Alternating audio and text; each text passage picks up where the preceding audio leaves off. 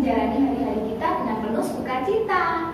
Oh, seperti lagu yang akan kita nyanyikan ini ya Bu Rani ya? Iya. Nah, ayo anak-anak kita semua bangkit berdiri dengan sukacita kita akan menyanyikan pujian hari ini harinya Tuhan.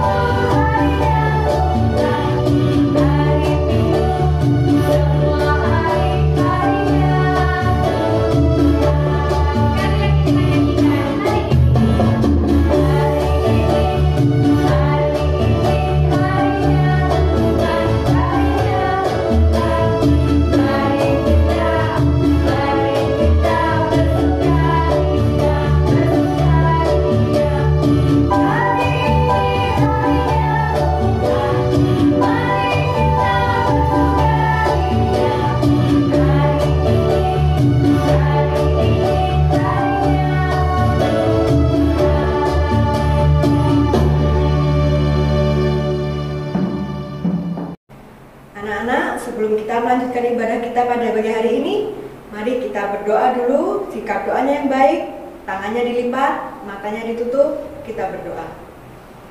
Tuhan Yesus, terima kasih atas kesempatan pada pagi hari ini. Kau kembalikan kami untuk kami boleh memuji, memuliakan nama Tuhan. Terima kasih untuk hari yang baru yang Kau anugerahkan bagi kami. Sebentar kami akan memuji, memuliakan nama Tuhan, dan nanti juga kami akan mendengarkan firman Tuhan. Berkatilah kami, hadirlah bersama dengan kami. Terima kasih Tuhan Yesus. Dalam nama Tuhan Yesus kami berdoa dan mengucap syukur. Haleluya. Amin. Bu Rani, aku mau cerita deh. Aku hari ini tuh sedih loh, karena aku tadi sudah berbohong. Loh, kok bohong? Butika lupa ya? Lupa apa Bu Rani? Loh, kalau kita ini sudah bilang kita anak Tuhan, senang jadi anak Tuhan, kan kita nggak boleh bohong. Nah itu Bu Rani, makanya aku nih menyesal ini. Kita ini nggak boleh bohong, harus jujur, nggak boleh nakal, harus jadi anak baik. Lebih lagi nggak boleh cengeng, harus jadi anak yang kuat. Gitu ya Bu Rani. Iya, makanya ini aku mau bertobat nih Bu Rani, nggak mau bohong-bohong lagi. Kalau tertobat berarti nggak mengulangi lagi ya? Aku mau berbalik, nggak ngulangin kebohonganku lagi deh. Oke, kalau gitu kita nyanyi bareng-bareng. Kalau kita ini adalah anak Tuhan yang senang sekali menjadi anak-anak Tuhan. Nggak boleh bohong, nggak boleh nakal, nggak boleh cengeng. Yuk kita nyanyi, aku senang jadi anak Tuhan. Senang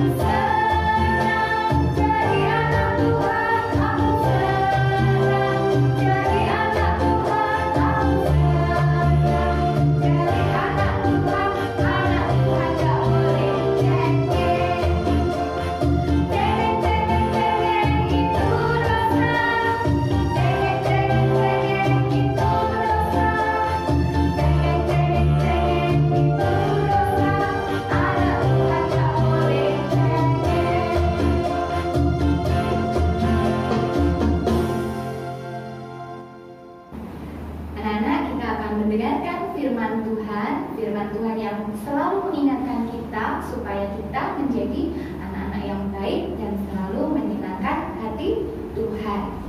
Ya, ayo kita siapkan hati kita mau mendengarkan firman Tuhan, kita mau menyanyikan pujian firman-Mu berita bagi katiku.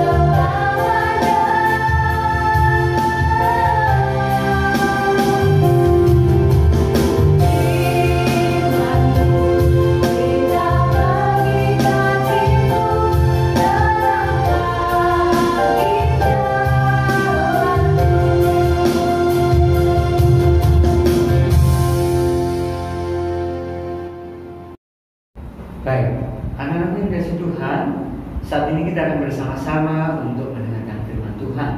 Dan Pak Andika mengajak kita semua untuk berdoa sebelum kita membaca dan merenungkan firman Tuhan. Mari kita berdoa dengan sikap hati yang berkenan kepada Tuhan. Marilah kita tutup mata, kita lipat tangan, dan kita tundukkan kepala. Kita berdoa. Bapa kami dalam kerajaan surga, Bapa yang kami sembah di dalam Tuhan kami Yesus Kristus, sungguh kami bersyukur kepada Tuhan di kesempatan pagi hari ini. Tuhan boleh kembali menghimpunkan kami anak-anak-Mu. Saat ini ya Tuhan, hati kami sungguh rindu untuk mendengarkan sabda firman-Mu, karena kami sungguh menyadari bahwa firman-Mu itu adalah sumber pertolongan di dalam kehidupan kami. Siapkanlah hati kami ya Tuhan untuk kami mendengar firman-Mu. Di dalam nama Tuhan kami Yesus Kristus, kami sudah berdoa dan mengucap syukur kepada-Mu. Amin. Baik, anak-anakku, kita akan bersama-sama untuk membuka Alkitab kita sebagai dasar di dalam renungan firman Tuhan pada pagi hari ini. Pak Andika mengajak kita semua untuk membuka Alkitabnya di dalam Kisah Para Rasul pasal 9, mulai ayat 1 sampai dengan ayat yang ke-18. Kisah Para Rasul pasal 9 ayat 1 sampai dengan ayat yang ke-18. Baik, anak-anakku yang sudah mendapatkannya, kita perhatikan dan Pak Dika akan membacakan ayat-ayat ini. Sementara itu berkobar-kobar hati Saulus untuk mengancam dan membunuh murid-murid Tuhan. Ia menghadap imam besar dan meminta surat kuasa daripadanya untuk dibawa kepada majelis-majelis Yahudi di Damsyik, supaya jika ia menemukan laki-laki atau perempuan yang mengikuti jalan Tuhan, ia menangkap mereka dan membawa mereka ke Yerusalem. Dalam perjalanannya ke Damsyik, ketika ia sudah dekat kota itu, tiba-tiba cahaya memancar dari langit mengelilingi dia. Ia rebah ke tanah, dan kedengaranlah olehnya suatu suara yang berkata kepadanya, "Saulus, Saulus, mengapakah engkau menganiaya aku?" Jawab Saulus, "Siapakah engkau, Tuhan?" Katanya, "Akulah Yesus yang kau aniaya itu. Tetapi bangunlah dan pergilah ke dalam kota. Di sana akan dikatakan kepadamu apa yang harus kau perbuat." Maka termangu-mangulah teman-temannya seperjalanan, karena mereka memang mendengar suara itu, tetapi tidak melihat seorang juga pun. Saulus bangun dan berdiri, lalu membuka matanya, tetapi ia tidak dapat melihat apa-apa. Mereka harus menuntun dia masuk ke Damsyik. 3 hari lamanya ia tidak dapat melihat, dan 3 hari lamanya ia tidak makan dan minum. Di Damsyik ada seorang murid Tuhan bernama Ananias. Firman Tuhan kepadanya dalam suatu penglihatan, "Ananias," jawabnya, "Ini aku, Tuhan." Firman Tuhan, "Mari, pergilah ke jalan yang bernama Jalan Lurus, dan carilah di rumah Yudas seorang dari Tarsus yang bernama Saulus.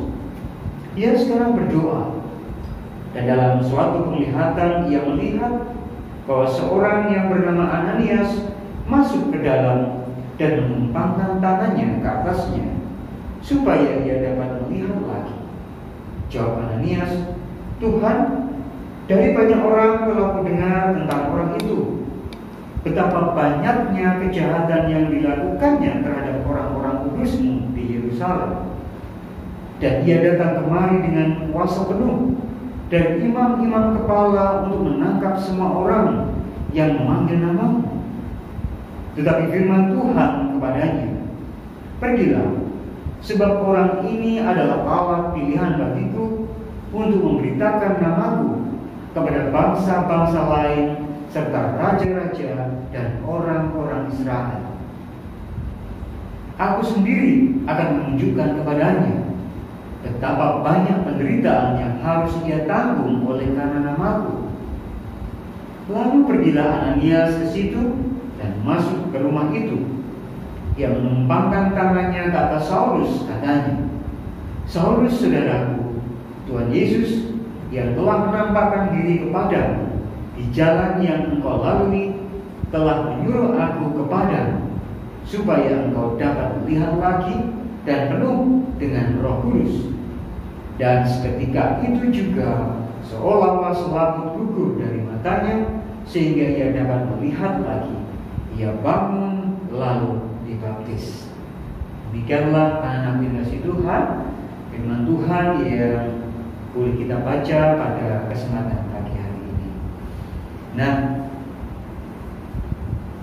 pada saat ini kita akan belajar sebuah tema, yaitu dipanggil untuk bertobat. Anak-anakku yang dikasihi Tuhan, di antara kalian pasti sudah pernah mendengar lagu, yaitu "Hati-hati gunakan tanganmu". Ya, betul? Anak-anak sudah belajar dan sudah sering menyanyikan lagu ini. Kurang lebih bahwa hati-hati gunakan tanganmu, hati-hati gunakan tanganmu, karena Bapa di surga melihat dengan cinta. Hati-hati gunakan tanganmu. Anak-anak, kalau kita menyanyikan lagu ini, sebenarnya kita mendapatkan pesan bahwa kita harus berhati-hati di dalam kehidupan kita, termasuk ketika kita menggunakan tangan kita, menggunakan mulut kita, menggunakan mata kita. Semuanya harus kita lakukan dengan penuh bijaksana sebagai rasa takut kita kepada Tuhan. Kalau kita belajar dari ayat-ayat yang sudah kita baca tadi, anak-anakku yang kasih Tuhan, bahwa Saulus dilahirkan di sebuah kota yang bernama Tarsus. Dia berasal dari keturunan Yahudi, dan dia seorang penganut agama Yahudi yang sangat taat. Ketika dia berada di kota Yerusalem, dia mendapatkan surat kuasa yang penuh dari imam-imam kepala, supaya dengan surat kuasa itu dia bisa mendapatkan murid-murid Yesus yang berada di kota Damsyik. Kasih Tuhan. Ketika dalam perjalanan menuju ke kota Damsyik bersama dengan teman-temannya, dengan tiba-tiba ada cahaya yang sangat terang dari langit menyilaukan matanya, sehingga dia sangat terkejut sampai dia akhirnya jatuh. Sekalian, ketika dia terjatuh, dia mendengar suara yang berbunyi, "Saulus, Saulus, mengapa engkau menganiaya aku?" Dengan hati yang sangat terkejut itu, kemudian dia bertanya, "Siapakah engkau, Tuhan?" Dalam peristiwa itu, Paulus mengalami sebuah perjumpaan dengan Tuhan Yesus secara luar biasa. Ketika dia bangun, dia tidak dapat melihat apa-apa. Dia buta, anak-anak yang kasih Tuhan. Dia tidak bisa melihat. Bahkan selama 3 hari, ya, dia mengalami kebutaan itu. Dia tidak dapat makan dan minum. Bahkan teman-teman seperjalanannya harus menuntun dia menuju ke kota Damsyik. Dan di kota Damsyik itu ada seorang murid Tuhan Yesus yang bernama Ananias. Ananias adalah seorang murid Tuhan Yesus yang setia, dan dia sudah banyak mendengar berita dari orang-orang banyak bahwa Saulus itu adalah seorang yang sangat membenci murid-murid Tuhan Yesus. Dan dia dengan membawa surat kuasa dari imam-imam kepala itu memang bermaksud untuk menangkap murid-murid Tuhan Yesus di kota Damsyik, untuk dibawa ke kota Yerusalem, dianiaya, bahkan akan dibunuh. Tetapi Tuhan berkata kepada Ananias, anak-anakku yang kasih Tuhan, bahwa Ananias tetap harus menjumpai Saulus, dan Ananias harus menolong Saulus agar Saulus dapat mengalami kesembuhan. Dan di dalam keraguan hati yang dialami Ananias itu, dia akhirnya tetap menjumpai Saulus di salah seorang murid Tuhan yang bernama, pada ayatnya yang ke-11, yaitu di rumah Yudas. Tuhan berkata kepada Ananias di dalam sebuah penglihatan untuk menjumpai Saulus di rumah Yudas. Anak-anak yang dikasihi Tuhan, Ananias akhirnya tetap menjumpai Saulus di rumah Yudas. Dia menumpangkan tangannya dan mengatakan kepada Saulus, Saulus, saudaraku, Tuhan Yesus yang telah menampakkan diri kepadamu di jalan yang engkau lalui telah menyuruh aku kepadamu, supaya kau dapat melihat lagi dan penuh dengan Roh Kudus. Dari tindakan Ananias itu menunjukkan bahwa Tuhan sangat mengasihi Saulus yang berdosa itu, sehingga Saulus boleh mengalami kesembuhan yang ajaib, dan dia bertobat oleh karena mendapatkan belas kasih Tuhan. Demikian juga Ananias mengampuni Saulus. Anak-anakku yang dikasihi Tuhan, kita patut bersyukur memiliki Allah yang ajaib, yang luar biasa di dalam Tuhan Yesus Kristus. Karena Dia adalah Allah yang penuh kasih. Ketika kita melakukan kesalahan, ketika kita berbuat dosa, anak-anakku yang dikasihi Tuhan, tetapi Tuhan mau untuk mengasihi kita. Dia mengampuni kita akan segala kesalahan dan pelanggaran kita. Demikian Saulus mengalami pertobatan ketika di dalam perjalanannya menuju kota Damsyik, mengalami perjumpaan dengan Tuhan Yesus secara ajaib, dan akhirnya Saulus boleh memiliki kehidupan yang baru untuk mengasihi murid-murid Tuhan pada saat itu.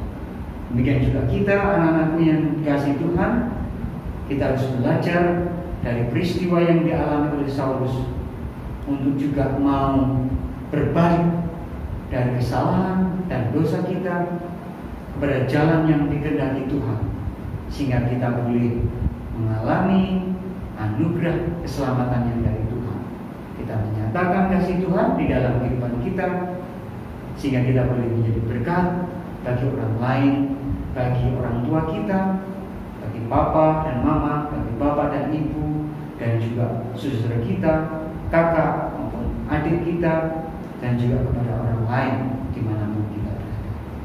Demikianlah anak-anakku yang dikasihi Tuhan, renungan firman Tuhan yang boleh kita dengarkan pada pagi hari ini. Roh Kudus sendiri akan terus menolong kita untuk memampukan kita menjadi saksi-saksi Tuhan, menyatakan kasih-Nya yang ajaib itu dimanapun kita berada. Puji nama Tuhan. Amin.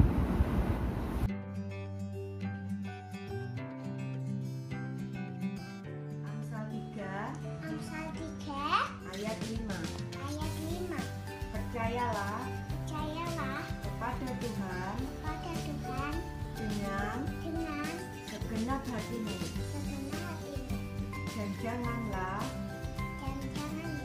bersandar kepada pengertianmu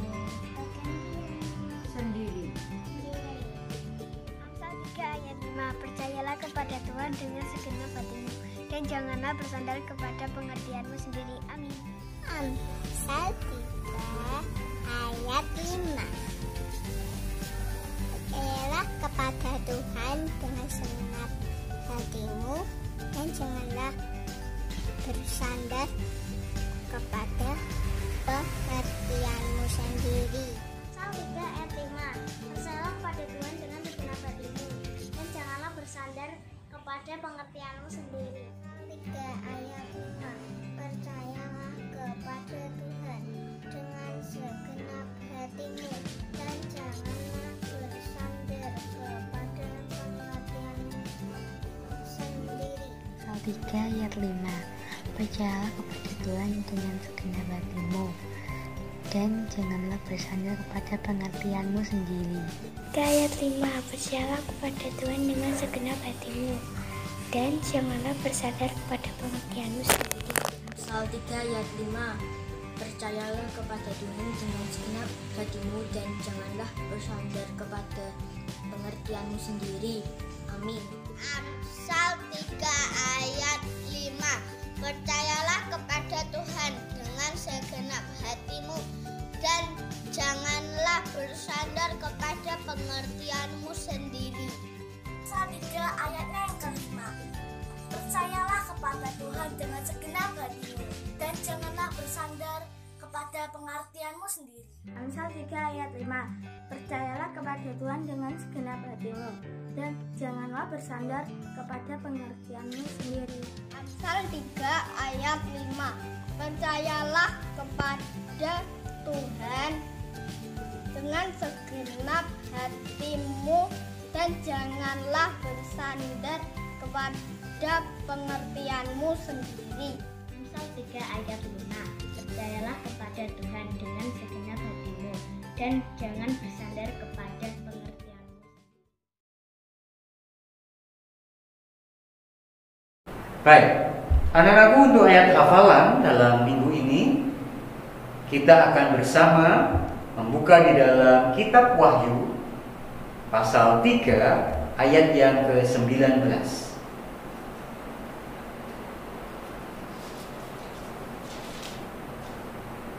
Baik, ayat hafalan terdapat di dalam Wahyu pasal 3 ayat yang ke-19. Ya, Andika akan membacakan Wahyu pasal 3 ayat 19. Barang siapa aku kasihi, ia kutegur dan kuhajar. Sebab itu relakanlah hatimu dan bertobatlah. Nah, itulah ayat hafalan yang harus kalian hafalkan ya di rumah, supaya bisa dipelajari dan juga akan disampaikan kepada teman-teman yang lain. Ya, terima kasih anak-anakku. Anak-anak, kita sudah mendengarkan firman Tuhan. Sekarang waktunya kita mengucap syukur pada Tuhan dengan memberikan persembahan. Ya, silakan disiapkan jalanannya seperti ini, atau mungkin ada tempat-tempat lain yang sudah disediakan papan-papannya. Kita mau menyanyikan lagu Betapa Hatiku.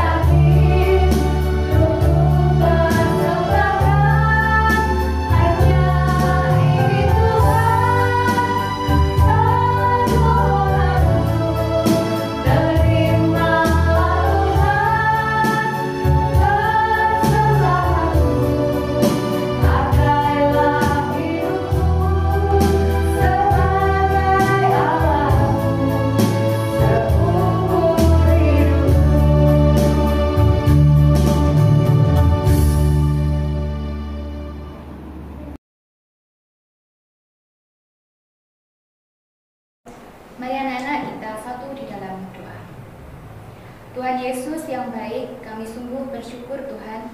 Hari ini kami boleh dengan sukacita bernyanyi bersama, memuji, memuliakan nama Tuhan. Terima kasih Tuhan untuk kesempatan kami boleh beribadah bersama dengan keluarga kami di rumah kami. Kami berdoa untuk firman yang sudah kami dengarkan. Tuhan memberkati agar kami boleh benar-benar menyimpan di dalam hati dan pikiran kami, supaya kami boleh memiliki iman yang semakin bertumbuh pada Tuhan. Kami menjadi anak-anak yang baik, kami menjadi anak-anak yang jujur, kami menjadi anak-anak yang kuat, dan terlebih kami boleh membanggakan Tuhan dan juga kedua orang tua kami. Terima kasih Tuhan, kami juga memiliki kesempatan untuk bersyukur, memberikan persembahan kami. Tuhan memberkati, seberapa yang boleh kami berikan, Tuhan berkati sehingga boleh menjadi sarana untuk pelayanan di gereja kami. Tuhan juga memberkati setiap orang-orang yang bertanggung jawab mengelolanya. Tuhan berikan hikmat dan rasa takut untuk boleh mengelola persembahan itu dengan baik. Terima kasih Tuhan. Kami juga berdoa untuk setiap kami yang boleh mengakhiri setiap tahun ajaran pada tahun ini. Tuhan, kami bersyukur untuk setiap hasil yang sudah kami peroleh. Biarkan itu semakin memacu kami untuk semakin rajin belajar, untuk kami semakin mentaati setiap tugas-tugas yang diberikan oleh guru-guru kami. Kami yang akan tetap melanjutkan pembelajaran secara online, Tuhan berkati. Tetap berikan kepada kami rasa yang rajin untuk terus mengerjakan setiap tugas yang ada, sehingga kami boleh menjadi anak-anak yang pintar, yang membanggakan Tuhan dan juga kedua orang tua kami. Terima kasih Tuhan. Tuhan juga memberkati pandemi COVID-19 di negara kami yang dihadapi oleh bangsa dan negara kami sampai dengan saat ini.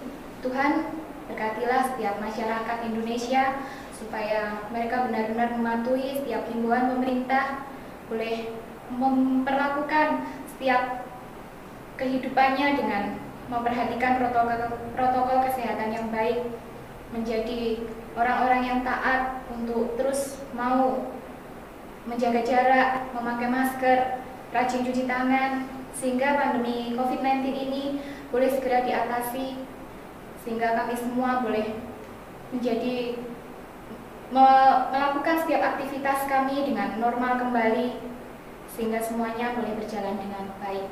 Terima kasih Tuhan, berkati pemerintah kami, supaya dengan hikmat Tuhan boleh membangun bangsa ini menjadi yang lebih baik lagi.